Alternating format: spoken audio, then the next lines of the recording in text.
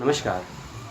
आज वीडियो में आपके समक्ष एक अंतर्राष्ट्रीय स्तर की पत्रिका या कहें पुस्तक के लिए शोध आलेख आपसे मांगे गए हैं। के लिए आप सभी से शोध आलेख मांगे गए हैं।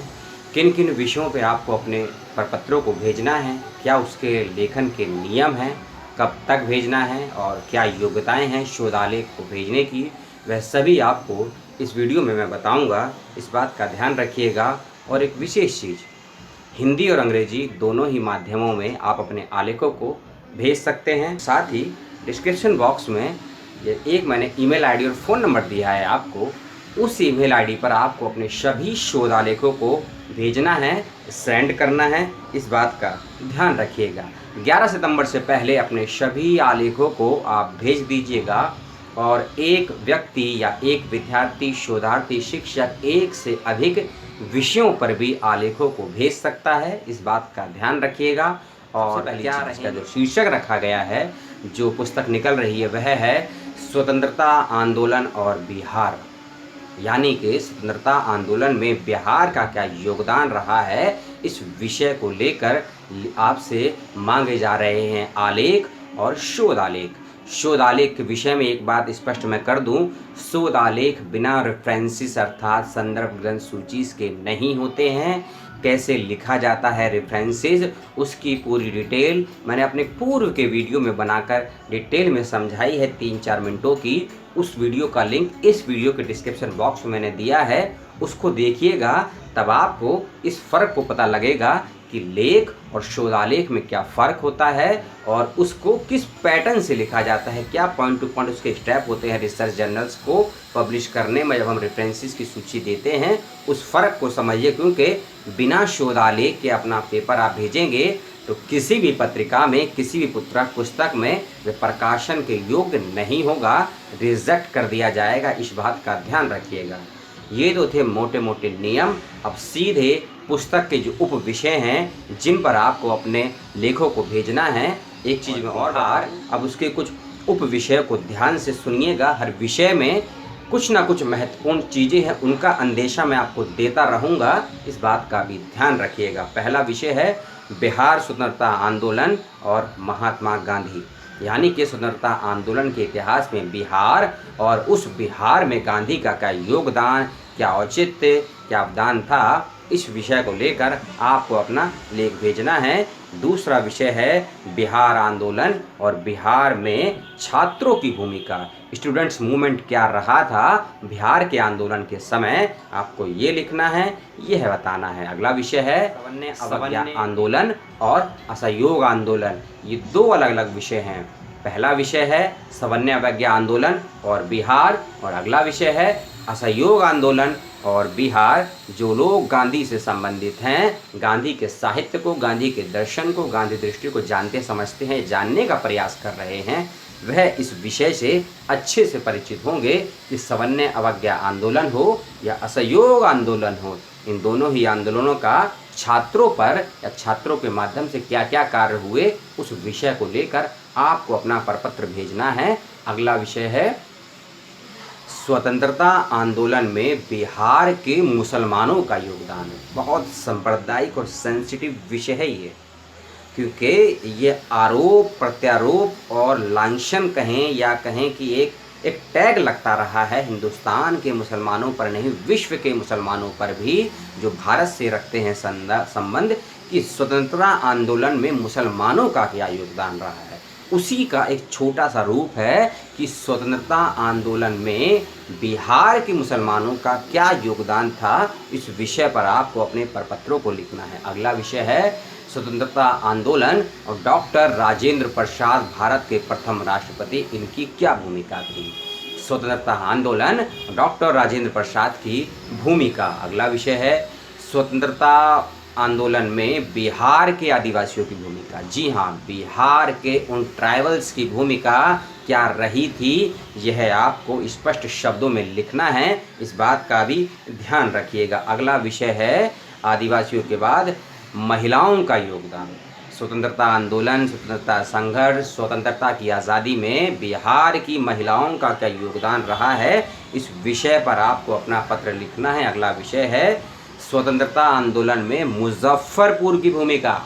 जी हाँ, मुजफ्फरपुर की भूमिका क्या रही थी स्वतंत्रता आंदोलन में, इस विषय पर भी आप अपना प्रपत्र भेज सकते हैं। अगला विषय है बिहार में चंपारण सत्याग्रह 1917 का, जिसके 100 वर्ष अभी पूरे विश्व में और भारत में भी मनाए गए। अगला विषय उसी को लेकर है, बिहार में चंपारण सत्याग्रह और पीर मोहम्मद मुनीश। चंपारण सत्याग्रह जो कि बिहार में हुआ था, मोतिहारी में, और पीर मोहम्मद मुनीश, इन दो विषयों पर अपने पेपर को लिखिएगा। बिहार महत्वपूर्ण है, सत्याग्रह चंपारण सत्याग्रह महत्वपूर्ण है, और तीसरा इसमें कीवर्ड है पीर मोहम्मद मुनीद। कौन से थे स्वतंत्रता सेनानी, क्या था उनका संबंध और कैसे दिया अपना योगदान बिहार के स्वतंत्रता आंदोलन के साथ साथ चंपारण आंदोलन में, जिसे हम चंपारण सत्याग्रह भी बोला जाते हैं, उसको लेकर आपने प्रपत्रों को भेजना है। अगला विषय साहित्य दर्शन और कलाओं से संबंधित है। जी हाँ, अगला विषय साहित्य दर्शन और कलाओं को लेकर है। विषय है बिहार के स्वतंत्रता आंदोलन या संघर्ष में लोक कथाओं का महत्व। जी हाँ, बिहार के स्वतंत्रता आंदोलन में कलाओं का, लोक कथाओं का, कला प्लस लोक कथा, दो विषय हैं, कला और लोक कथा। इन दोनों का बिहार के स्वतंत्रता आंदोलन में क्या रहा है योगदान, कैसे किया है सहयोग, इस विषय पर आपको अपने प्रपत्रों को भेजना है। अगला विषय है बिहार के स्वतंत्रता आंदोलन में पिछड़े वर्ग की भूमिका या पिछड़े वर्ग का क्या योगदान रहा था,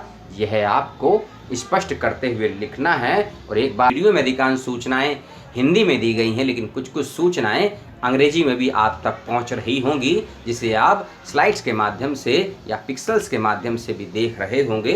फिर भी किसी अंग्रेजी के लेखक राइटर कोई समस्या आ रही हो, कुछ पूछना हो तो कमेंट बॉक्स में ज़रूर पूछिएगा, क्योंकि विषय के आलेख आपको अंग्रेजी में भी भेज सकते हैं और हिंदी में भी भेज सकते हैं। और अगला विषय है, इसका है जननायक कर्पूरी ठाकुर का बिहार की आज़ादी या बिहार के स्वतंत्रता आंदोलन में क्या रहा है योगदान।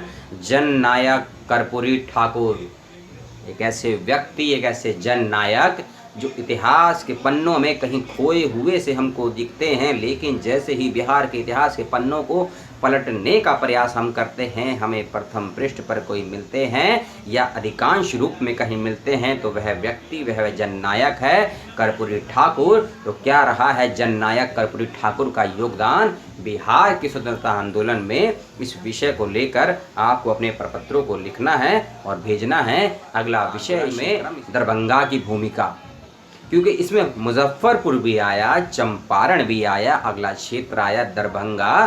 बिहार के स्वतंत्रता आंदोलन में दरभंगा की भूमिका क्या रही है, इस विषय पर आपको अपने प्रपत्रों को भेजना है। अगला विषय बहुत इंटरेस्टिंग है, स्वतंत्रता आंदोलन में महिलाओं पर गांधी दर्शन का प्रभाव। जी हाँ, क्योंकि महिलाओं की योगदान, महिलाओं का प्रतिनिधित्व चंपारण सत्याग्रह से ही भारतीय राजनीति में प्रवेश करता है। क्योंकि इससे पूर्व 1857 के विद्रोह को यदि छोड़ दिया जाए तो 1857 से लेकर 1917 के मध्य में इन 60 सालों में महिलाओं की योगदान और महिलाओं के योगदान के महत्व को इतिहास से कहीं ना कहीं लुप्त सा कर दिया गया है। लेकिन बिहार के आंदोलन में महिलाओं पर गांधी दर्शन का क्या इफेक्ट, क्या इम्पैक्ट, क्या साइड इफ़ेक्ट होता है और क्या रिजल्ट होते हैं, उसको लेकर आपको अपने प्रपत्रों को लिखना है। लेकिन याद रखिएगा, इस विषय में आपको गांधीयन फिलॉसफी के पॉइंट ऑफ व्यू से वुमेन्स के योगदान को स्थापित करना है या लिपिबद्ध करना है। इस विषय का या इस शब्दों पर विशेष ध्यान दीजिएगा कि स्वतंत्रता आंदोलन में और खासकर बिहार के क्षेत्र की महिलाओं पर गांधी दर्शन का क्या प्रभाव पड़ा या गांधी दर्शन के आधार पर, गांधी दर्शन से प्रेरणा लेकर बिहार की महिलाओं ने क्या योगदान दिया, इस विषय को लेकर आपको अपने प्रपत्रों को भेजना है। इस बात का भी ध्यान रखिएगा। और अगला विषय है स्वतंत्रता आंदोलन में बिहार के मुसलमानों का योगदान। एक विषय ऊपर भी आया था मुसलमानों को लेकर और एक विषय ये भी आया है, इस चीज़ का ध्यान रखिएगा। अगला और अंतिम विषय है फिर बिहार के वही जननायक कर्पूरी ठाकुर, कि बिहार के जननायक कर्पूरी ठाकुर का 1942 के भारत छोड़ो आंदोलन में भूमिका।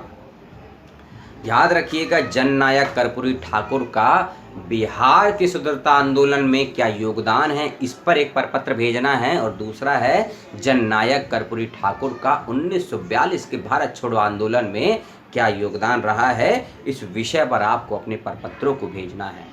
डिस्क्रिप्शन बॉक्स में एक फ़ोन नंबर और ईमेल आईडी दिया है, पुनः बता रहा हूँ, उसी ईमेल पर आपको अपने प्रपत्रों को भेजना है। और जो भी सूचना मैंने आपको दी उसको लेकर कोई भी डाउट, कोई भी द्वंद्व, कोई भी सवाल, कोई भी जिज्ञासा हो तो मुझसे पूछिएगा। और कुछ अगर पत्रिका के विषय में, पुस्तक के विषय में, संस्था के विषय में कोई जानकारी चाहिए तो दिए गए ईमेल आईडी जिस पर आपको अपने लेखों को भेजना है और उसी में दिए गए फ़ोन नंबर पर अपनी सूचनाओं के, सवालों के जवाब आप प्राप्त करेंगे। और साथ ही साथ डिस्क्रिप्शन बॉक्स में एक टेलीग्राम ग्रुप का भी लिंक दिया हुआ है, उसको ज्वाइन करिए। इस संस्थान की एज अ फ्यूचर जितनी भी जानकारी हैं वह उनके उस टेलीग्राम ग्रुप पर भी आएगी, इस बात का याद रखिएगा। अब मैं आपको फ़ॉन्ट बता देता हूँ।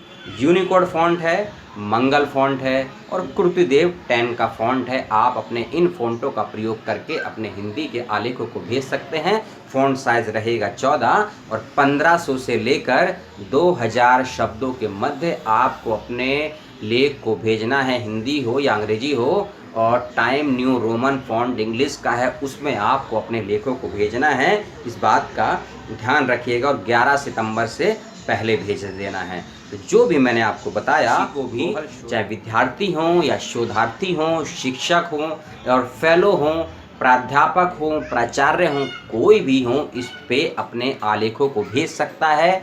जो भी मैंने आपको 17-18 विषयों के विषय में समझाया, किसी विषय को लेकर कोई भी सवाल द्वंद्व हो पूछिएगा। और कोई अन्य सूचना चाहिए तो वह भी पूछिएगा। अपना और अपनों का ख्याल रखें। मिलते हैं किसी और विषय के साथ किसी और वीडियो में।